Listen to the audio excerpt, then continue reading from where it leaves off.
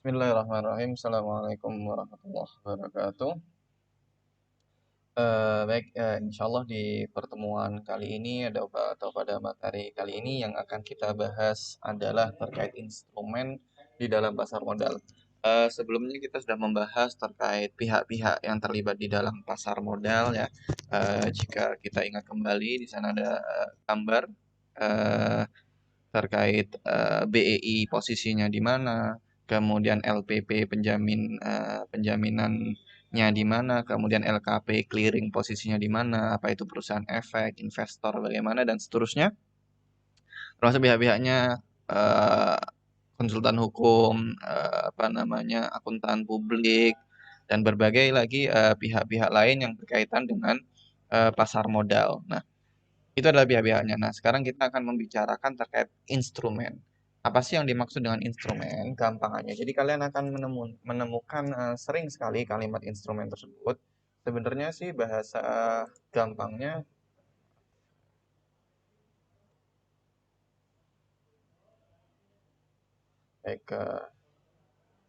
sebenarnya sih bahasa gampangnya instrumen ya kan ini akan sering kalimat instrumen ini akan sering kita temui. Artinya sebenarnya instrumen itu adalah objek. Jadi objek dalam keilmuan ini ya, sehingga ketika dikatakan instrumen pasar modal, artinya adalah eh, objek yang diperjualbelikan di dalam pasar modal. Oke, jadi bukan subjek orang yang melakukannya. Subjeknya nanti ada emiten, ada investor yang sudah kita bahas, ya kan? Tapi apa objek atau barang-barangnya? Oke ya. Jadi atau gampang definisi lain adalah barang-barang yang diperjualbelikan di pasar modal. Kalau kalian pergi ke mall, barangnya apa? Ya macam-macam. Sepatu, baju, makanan, mainan ya. Komoditasnya. Oke, komoditasnya.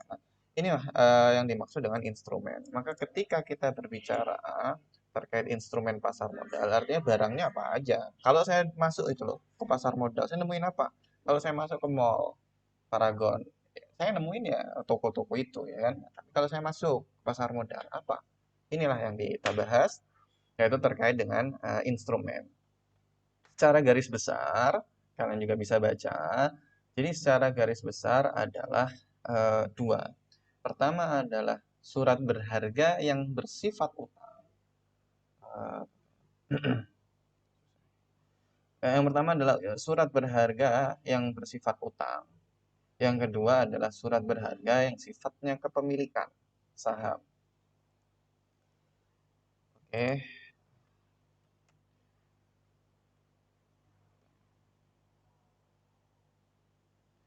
jadi secara garis besar ada dua. Pertama adalah saham atau obligasi, kita ngikut yang di buku ya, obligasi.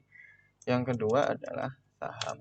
Yang pertama adalah surat utang, yang kedua adalah surat tanda kepemilikan. Saya membaca di buku, kemudian jika kalian bertanya saya membaca di buku ada empat, ada instrumen efek lainnya, ada instrumen derivatif, itu semuanya adalah tambahan, oke, yang muncul sebenarnya dari hal yang sama yaitu bond atau obligasi dengan saham. Maka kita akan fokus ke dua ini karena dua ini yang paling basic. Kita untuk memahami instrumen efek lainnya ataupun instrumen derivatif itu eh, di sesi yang berbeda untuk level yang intermediate atau advance. Ini kita pergi yang ke asas-asasnya saja. Nah, kita akan membahas obligasi dan saham. Apa saja jika saya masuk ke pasar modal, saya ketemu obligasi atau surat utang yang gimana sih? Saya kalau masuk ke pasar gede, saya ketemu batik yang seperti apa sih? Atau saya ketemu baju yang seperti apa? Oh, ada baju second, oh ada baju bagus, oh ada batik Pekalongan ternyata masuk juga di sana, oh ada dan sebagainya. Oke, maka obligasi juga punya banyak jenis. Jadi berdasarkan jenisnya ya, kita pahami dulu obligasinya. Sudah pernah kita bahas memang di awal bahwasanya obligasi itu gampangnya adalah surat utang. Gambarnya seperti ini. kita melakukan, saya bagi dulu ya.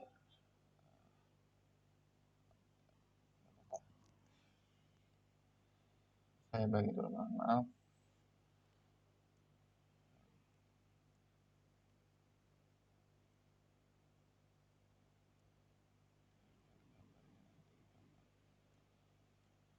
Oke, apa tadi? Obligasi ya, surat utang. Gampangannya seperti ini. Ada perusahaan Ace Hardware. Oke, Ace Hardware ini ingin membuat toko baru atau lokal baru di daerah misal Makassar sana. Oke, ini adalah Ace. Nah, otomatis butuh uang. Oke, uang ini bisa didapatkan dengan beberapa cara. Salah satunya adalah utang. Utang ini yang dilakukan Ace Hardware adalah menerbitkan sebuah surat. Intinya terlalu tebal, pantesan. Ace Hardware ini menerbitkan sebuah surat. Oke, disebut dengan obligasi. OBL, saja OBL. Nah, surat utang ini diterbitkan oleh siapa? Oleh Ace Hardware. Apa isinya? Ya menyatakan bahwasannya misalkan Ace, ini simpelnya ya, nanti prospektusnya kita nggak berbicara prospektus dan apa itu prospektus, intinya dokumennya jauh lebih lengkap dari ini. Ace Hardware berhutang dengan dokumen ini, dengan bukti dokumen ini, gampangannya sekali lagi ini adalah pengertian for dummies untuk pemula, untuk asas. Dengan Ace Hardware berhutang dengan bukti dokumen ini sejumlah, misal Rp 1 miliar, kecil ini 1 miliar, misal saja ini 1 miliar. Oke, nah dokumen ini atau surat ini adalah obligasi, disebut dengan obligasi. Surat inilah yang kemudian nanti dibawa ke pasar modal untuk diperdagangkan. Jadi menjual hutang, bukan menjual kepemilikan. Sehingga nanti ada investor A, oke. Oh, saya tertarik nih sama hutangnya Ace Hardware. Saya mau gitu. Jadi dia akan masuk ke pasar modal, kemudian mencari surat utang milik Ace Hardware ini. Oke. Pak, bagaimana nanti caranya si orang ini mendapatkan keuntungan, si orang kreditor ya, saya CD kreditor atau orang yang memberi utang. Oke, kalau kita berbicara bagaimana seseorang mendapatkan keuntungan dari obligasi, itu masuknya akan ke konvensional. Jadi memang kita akan bahas dulu konvensional atau perilaku normanya selama ini seperti apa di dalam pasar, di dalam industri. Kemudian nanti pada pertemuan selanjutnya akan kita bahas yang aspek syariah. Nah, bagaimana caranya mendapatkan keuntungan? Kita harus pahami dulu bahwa ini memahami obligasi dulu ya. Saya tadi loncat. Jadi, obligasi mempunyai beberapa aspek. Nanti akan saya beberapa aspek penting.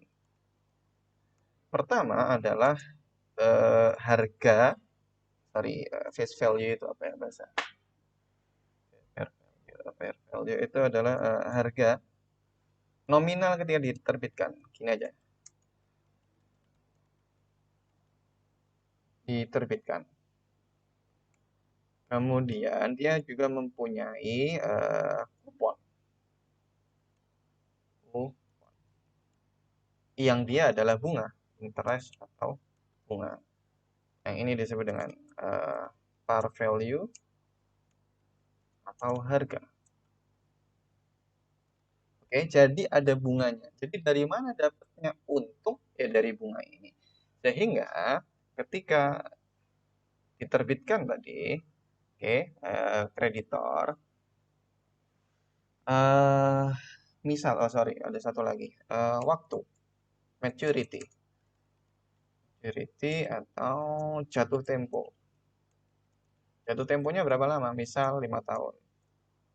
Misal 5 tahun lah, 3 tahun lah, dan seterusnya. Ya, jadi ada tiga poin penting. Kita nggak berbicara tentang yield, Ini levelnya sudah berbeda. Hanya 3 yang saya bicarakan. Nah, kembali lagi ke obligasi. Eh, jadi ketika ini misal tahun 0 T kosong itu obligasi tadi diterbitkan. Oke. Nah, misal diterbitkan dengan harga tadi 1 miliar. Oke, ada dokumen obligasi harganya 1 miliar, ya kan? Dia mempunyai bunga misal saja 10%.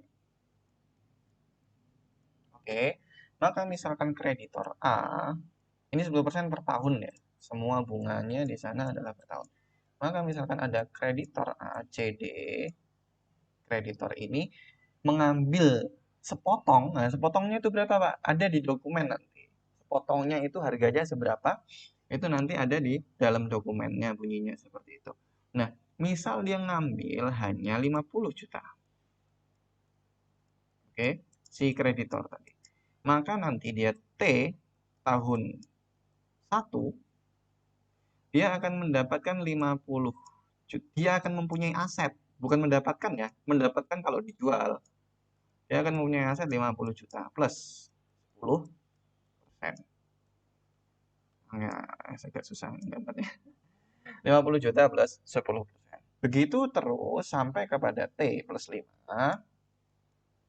T5. Ya, tahun kelima maturity-nya atau jatuh temponya.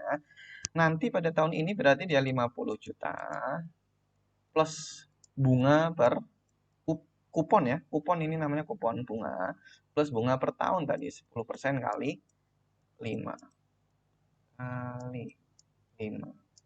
Oke. Nah, berarti dia akan mendapatkan 50 juta plus 10%-nya itu berapa ya? 5 juta. Ya. Berarti 5 juta kali 5 berarti total nanti dia dapat 50 tambah 25 kan 5% ya. Jadi dia total dapat 75 juta. Oke, seperti itu. Nah, ini dapat keuntungannya dari mana? Dari bunga ini, dari bunga. Pak, misalkan obligasi ini bisa tidak dijual di tengah tahun, ini ada T2. Kemudian di T3, saya butuh uang cepat ini, saya mau jual aja. Kalau saham kan kalian jual kapan saja bisa. Bagaimana dengan obligasi? Sama. Obligasi ini misal kalian mau jual di T3, maka Anda bisa jual. Oke. Ini generally speaking ya, saya agak membuat sesederhana mungkin. Prakteknya kompleks, nanti akan menghitung face value pada saat itu, menentukan harga dan lain-lain. Saya tidak akan berangkat pergi ke sana. Intinya T3 mau dijual, jual saja. Berarti dia ada 50 juta. 50 juta ini prakteknya tidak akan 50 juta. Bisa jadi 45 dia dapatnya, bisa jadi 48, bisa jadi 55 lebih. Oke ya. Ini bisa naik, bisa turun. Bagaimana Pak bisa naik, bisa turunnya? Itu dipengaruhi oleh keuntungannya ya. Nah, tadi dia dibeli 50 ya, bisa bisa lebih dipengaruhi oleh yield-nya dan kita tidak akan bahas intinya. Dia bisa di atas, dapat di atas 50, bisa dapat di bawah 50 dan dia tetap mendapatkan kupon per tahun 10 kali 3. Oke. Jadi intinya yang ingin saya sampaikan bisa dijual di tengah itu bisa. Dijual di akhir itu juga bisa. Dijual di akhir ini artinya siapa? Kembali ke perusahaannya. Kalau di akhir. Kalau di tengah, kalau di tengah ini berarti akan dijual kepada kreditor lain. Kreditor lain. Kalau di akhir ini berarti akan dijualnya adalah kepada perusahaan ACE tadi ya. Dijual kepada ACE-nya kembali. Oke, baik. Seperti itu kurang lebihnya. Nah, itu adalah obligasi. Semoga bisa difahami, saya mencoba untuk membuatnya sederhana. Jadi ada 3, nominal 50 juta tadi, kupon 10%, maturity atau jatuh tempo 5 tahun tadi, dan yield. Nah, ini adalah faktor lain yang seperti itulah. Nah, saya tidak mau membahas. Oke, maka obligasi ini berdasarkan beberapa elemen yang ada di dalam obligasi, maka ada beberapa jenis obligasi. Pertama, saya urutkan sesuai dengan buku yang kita gunakan. Pertama, obligasi atas nama. Dilihat dari pengalihan dari pemilik, nama kepemilikan, pemilikan. Maka di sini akan ada dua. Satu, obligasi atas nama, obligasi atas unjuk. Oke. Jadi ada yang obligasi atas unjuk bearer bond dan obligasi atas nama registered bond. Artinya apa? Kalau atas nama, ya berarti nama Anda tercantum di dalam kupon, di dalam suratnya. Bahwasanya Anda adalah pemilik. Obligasi atas unjuk, ya berarti kalau terjadi perpindahan, ya langsung pindah lagi namanya. Oke. Yang mana yang mayoritas dipakai ya atas unjuk karena akan berpindah-pindah itu kan. Jadi yang atas nama ini nggak terlalu populer, nggak terlalu begitu dipakai ya. Nah ini bisa kalian baca di sini tidak begitu populer. Biar gampang mungkin saya gunakan yang di Google.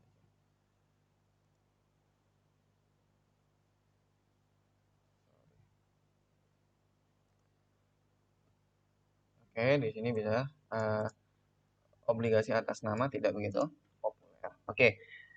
Jadi jadi intinya itu ya, yang satu sudah tertulis nama, alamat lengkap dan lain-lain, identitas pemegang, kemudian yang di atas unjuk ya sesuai dengan nanti berpindah ya berpindah ya tercatat, kepindahannya nanti tetap tercatat. Kemudian jenis obligasi berdasarkan jaminan. Oke, jadi ada nama kepemilikan, yang kemudian yang B adalah berdasarkan jaminannya. Ada tiga, tapi saya akan sampaikan dua. Pertama adalah secured bond. Secured bond atau yang dengan jaminan. Kedua adalah apa namanya tanpa jaminan, unsecured bond. Tanpa jaminan. Maksudnya bagaimana? Jaminan itu ya simple lah. Kalau Anda pernah melihat orang berutang 25 juta, syaratnya jaminan sepeda motor, ya itulah. Iya, seperti itu. Jaminan utang 200 juta, syaratnya sertifikat tanah mungkin. Itu adalah secured bond. Unsecured berarti tanpa jaminan atau tanpa kolateral, bahasa bahasa pasar modalnya adalah kolateral. Nah, secured bond berarti jaminannya biasanya apa, Pak? Jaminannya aset dari perusahaan tersebut. Oke, misal Ace Hardware tadi mau melakukan ekspansi, maka dia menjaminkan, misal saja, cabang Ace yang ada di Jogja, misal. Nah, itu dijaminkan untuk mendapatkan utang. Ya, artinya apa? Artinya jika terjadi default, gagal bayar, jika terjadi gagal bayar, maka kreditor atau yang memberi utang tadi berhak mengklaim aset yang dijaminkan. Artinya Ace yang di Jogja kalau dijual itu tidak boleh uangnya masuk kepada Ace Hardware lagi, tetapi masuk kepada kreditor karena itu jaminan. Dan prosesnya yang jual bukan Ace, nanti tetap ada pelelangan setahu saya. Ya, intinya adalah kalau sama persis seperti utang, kalau gagal bayar ya aset yang dijaminkan tadi hangus. Pak, ini ada juga obligasi penanggungan guaranteed bonds, ada obligasi, sorry, ada mortgage, asset backed bonds. Intinya itu sebenarnya sama kurang lebih, ya. Bahwasanya ini adalah obligasi yang menggunakan jaminan. Agunannya apa, jaminannya apa, macam-macam. Ada mortgage itu spesifik kalau jaminannya adalah rumah, properti.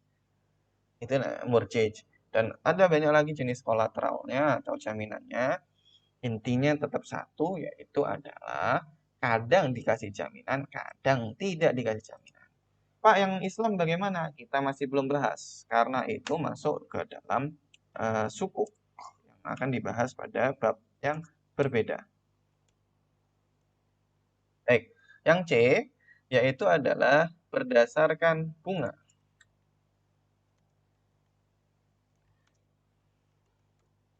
Yang ini, yang B berdasarkan jaminan. Yang A nama kepemilikan, jenis obligasi. Kalau berdasarkan bunga, ini banyak sekali. Satu, obligasi dengan bunga tetap. Bunga tetap. Artinya seperti ini.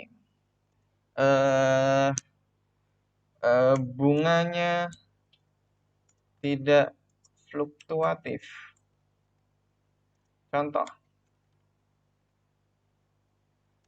bunga pada T plus 0 itu adalah sama dengan 8%. Mana ini persennya? Persen. Maka bunga T plus 1 sama dengan sama. Karena tetap, fixed. 8%. T plus 2 dan seterusnya hingga jatuh tempo, bunganya tidak berubah. Oke, jadi bunganya tetap. Ini di sini ada contoh tapi udah agak lama, PT Jasa Marga 4 tahap 2 seri K dan ini ada contohnya. Ada juga obligasi dengan bunga tidak tetap. Oke. Jadi di obligasi bunga yang tidak tetap itu seperti ini. Oke, dua adalah bunga tidak tetap. Nanti agak-agak berbeda mungkin dengan buku. Jadi bunga tidak tetap itu gini, bunganya sudah dijanjikan jumlahnya sejak awal, tetapi tidak sama antar tahun. Misal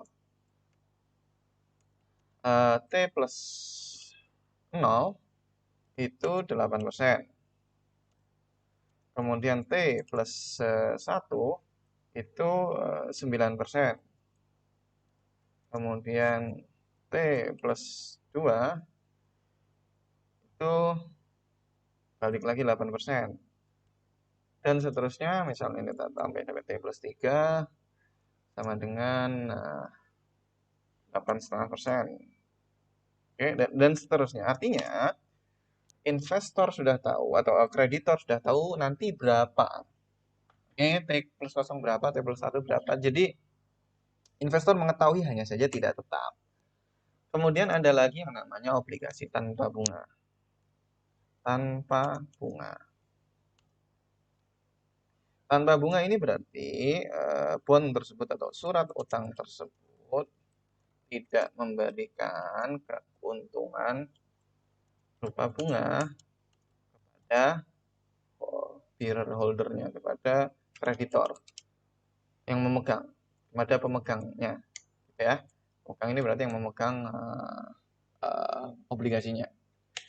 Ya berarti ya nol, nggak ada bunga sama sekali. Kalian mungkin bertanya, terus bagaimana mendapatkan keuntungan? Keuntungan dalam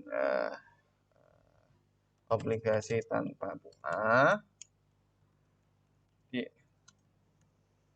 didapat dari perbedaan harga beli dan harga ketika maturitas jatuh tempo.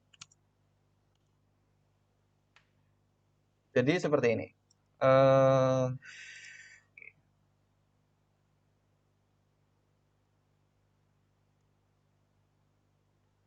Ya, saya paskan dulu.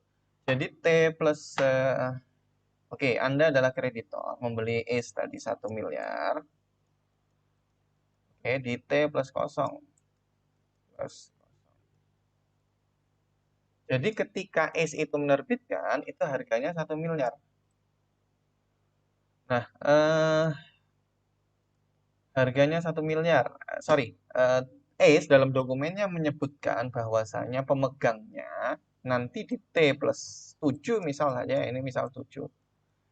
Itu orangnya akan mendapatkan 1 miliar. Maka ketika obligasi ini diterbitkan di awal, itu harganya tidak akan 1 miliar. Di T plus kosong bisa jadi harganya hanya 600 juta. Jadi dia akan untung ketika dia pegang sampai T plus 7, dia akan dapat 1 miliar. Padahal di T plus 0 ketika dia beli hanya 600 juta. Ini disebut atau ini mekanisme dari zero coupon bond atau obligasi yang tidak mempunyai bunga, tidak mempunyai kupon. Gitu ya, ini keuntungannya di sini. Bisa dijual di tengah, Pak, di T plus 3, ya bisa. T plus 4 misalkan ini mau jual, ya bisa aja. Tapi pasti harganya sudah akan naik menjadi, artinya harga naik ini dia mendapatkannya 700 juta, misal saja. Karena semakin mendekati apa ini maturitas jatuh tempo, akan mendekati jatuh tempo. Semakin dekat pasti semakin dekat kepada face value atau nilai yang akan didapatkan di akhir masa jatuh tempo. Baik, kemudian selanjutnya adalah obligasi yang tidak terbatas jatuh temponya, perpetual bond. Oke, tanpa tempo. Ya berarti obligasi ini akan berlaku tanpa ada batasan waktu. Sampai kapan? Sampai perusahaannya bangkrut. Jenis obligasi tidak mempunyai batas tempo, menerbitkan tidak mempunyai kewajiban untuk mengembalikan utang tersebut kecuali perusahaan dilikuidasi. Jadi, kalau S tadi, pakai contoh ya. Kalau S tadi yang 1 miliar tadi, jenis bondnya adalah perpetual atau abadi, itu dia tidak perlu mengembalikan 100 jutanya. Kan tadi 1 miliarnya, kan tadi di akhir, oke. Ini ACE akan membayar seluruh 1 miliar kepada para holdernya, kepada para kreditornya, kepada para pemegang obligasinya. Ini kan tadi contoh kreditor ini hanya ambil 50 juta ya. Itu akan dibayar 50 juta. Jadi ketika T plus 5, 1 miliar ini harus dilunasi oleh ACE beserta bunganya.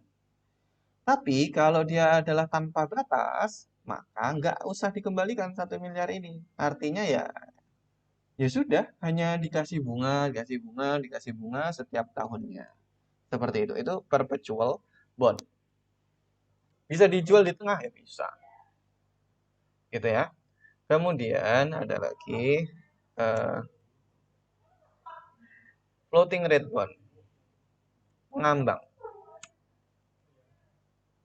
Mengambang ini artinya bunga atau kuponnya tidak memiliki kepastian nilai karena mengacu pada suku bunga lain. Misal, ACE tadi, ACE hardware tadi, obligasinya ACE gitu ya. Obligasi ACE, kuponnya mengacu kepada LIBOR. Apa itu LIBOR? London interest base internet interbank of rate. Jadi suku bunga acuannya London. Pak, kenapa pakai London? Ya, suka-suka dia. Atau memakai JIBOR. Atau JIBOR ini Jakarta. L tadi London, J Jakarta. Artinya suku bunga acuan di Indonesia berapa? Maka segitu juga harga obligasinya. Atau misal JIBOR plus 5. Ya artinya kalau misal JIBOR-nya itu adalah sudah ada 7%, artinya masih ditambah 5%, sehingga total bunganya adalah, atau total kuponnya adalah 12%. Ya, jadi masih ngambang, nggak ngerti berapa ya, tapi tetap ada. Seperti itu disebut dengan obligasi mengambang. Kita lanjutkan. Berdasarkan nilai perusahaan, eh, ini ditinggalkan aja. Berdasarkan konvertibilitas.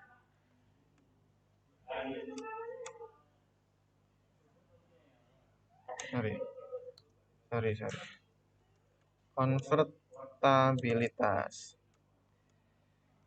Ada obligasi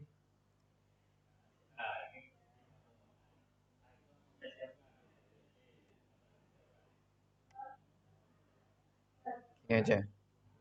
Obligasi yang bisa dikonversi dan obligasi yang tidak bisa dikonversi. Konversinya maksudnya dikonversi menjadi apa? Dikonversi menjadi saham. Artinya sehingga jika pemegangnya menghendaki, maka ia bisa merubah obligasinya menjadi lembaran saham. Oke, disebut convertible bond. Ini memang ada. Jadi obligasi yang dipegangnya nanti akan berubah menjadi saham. Yang satu lagi tidak bisa dikonversi. Mana yang banyak? Yang banyak, dua-duanya agak banyak sih. Memang lebih banyak yang tidak bisa dikonversi. Pak, kenapa perusahaan menerbitkan obligasi yang bisa dikonversi? Ya karena perusahaannya tidak pede ngutang. Kalau dia ngutang tidak menggunakan jaminan, nggak punya jaminan. Perusahaan yang ngutang, oh nggak pakai jaminan, nggak ada yang mau ambil utangnya. Akhirnya apa? Ya sudah dikasih keistimewaan. Yang beli utang saya boleh convert jadi saham. Nah, ini kita berbicara konvensional sekali lagi. Yang penting kalian paham dulu secara alurnya di dalam pasar kita. Kemudian berdasarkan penerbit. Kalau di buku berdasarkan penerbit ada beberapa. Nah, tapi saya sampaikan beberapa. Pemerintah pusat atau disebut dengan sovereign bond. Sovereign bond atau utang pemerintah. Kemudian ada pemerintah daerah, municipal bond. Artinya utang ini yang mengeluarkan daerah. Jakarta misalkan mau menerbitkan surat utang pemerintahnya boleh disebut dengan municipal bond. Secara undang-undang saya tidak terlalu hafal. Secara praktek boleh. Ada perusahaan swasta. Contohnya apa tadi? Ya, Ace Hardware. Ini disebut corporate bond. Ya, kemudian yang keempat ada obligasi asing. Foreign bond artinya ya semua bond yang dari luar yang diperdagangkan di dalam pasar saham kita. Kalau kita ikut buku ada obligasi sampah. Obligasi sampah itu bisa macam-macam, bisa diterbitkan oleh swasta, bisa diterbitkan oleh asing. Yang jelas yang jelek ya sampah. Ya di bawah investment rating. Investment ratingnya kalau di bawah investment rating maka masuknya junk dan bisa diterbitkan oleh siapapun. Tapi nggak mungkin pemerintah pusat dapatnya junk. Pasti bagus karena terjamin. Ya. Kemudian berdasarkan waktu jatuh tempo. Oke, F. Berdasarkan jatuh tempo. Itu ada yang pendek, menengah, yang panjang. Ya, yang jangka pendek, menengah, panjang. Mayoritas yang macam-macam, nggak ada mayoritas, sangat amat macam-macam, tidak ada yang pendek semua, enggak. Jadi ada yang sampai dengan 1 tahun. Biasanya sih yang pendek ini yang jarang. Biasanya 1 tahun ke atas. Oke, biasanya 1 tahun pasti 1 tahun. Jadi pendek ini sangat jarang sekali. Kemudian ada lagi, oh, sudah selesai. Ya, jadi ada 6 jenis dari bond tadi.